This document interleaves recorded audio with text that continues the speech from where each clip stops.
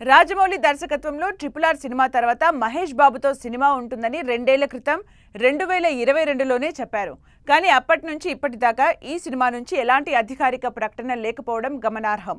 Cinema announce చేసి 2 ఏళ్లు అవుతున్నా అప్డేట్స్ కాదు కదా, కనీసం షూటింగ్ మొదలు పెట్టడం, పూజా కార్యక్రమాలు చేయడం కూడా లేదు.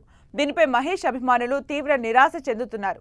మామూలుగానే రాజమౌళి సినిమా అంటే కనీసం 3 ఏళ్లు దాటుతుంది. ఇక ఇప్పటికే సినిమా అనౌన్స్ చేసి 2 ఏళ్లు, ఇంకా సినిమా మొదలే కాలేదు కాబట్టి ఇంకో 3 ఏళ్లు వేసుకున్నా సినిమా అనౌన్స్ చేసిన 5 ఏళ్లకైనా సినిమా రిలీజ్ అవుతుందా అని సందేహిస్తున్నారు. సినిమా యూనిట్ నుంచి ఎలాంటి అప్డేట్ లేకున్నా రోజు ఏదో ఒక వార్త మహేష్ రాజమౌళి సినిమా గురించి వినిపిస్తూనే ఉంది. ఇప్పటికే ఈ సినిమా స్క్రిప్ట్ వర్క్ అయిపోయిందని, మ్యూజిక్ వర్క్ కూడా స్టార్ట్ అయిందని రైటర్ విజేంద్ర ప్రసాద్ ఓ ఇంటర్వ్యూలో తెలిపారు. మరోవైపు మహేష్ బాబు సినిమాకు కావాల్సిన లుక్ కోసం జుట్టు, గడ్డం పెంచుకుని రెడీ అవుతున్నాడు. రాజమౌళి ప్రీ ప్రొడక్షన్ పనుల్లోనే ఉన్నాడని తెలుస్తోంది.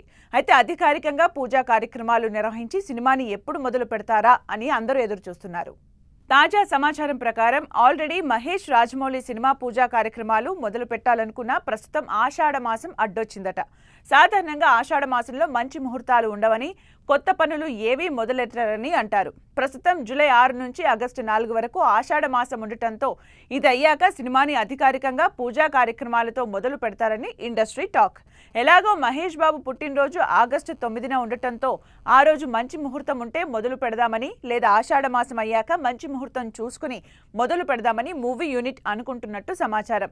మరి సినిమా ఎప్పుడు మొదలు పెడతారో చూడాలి.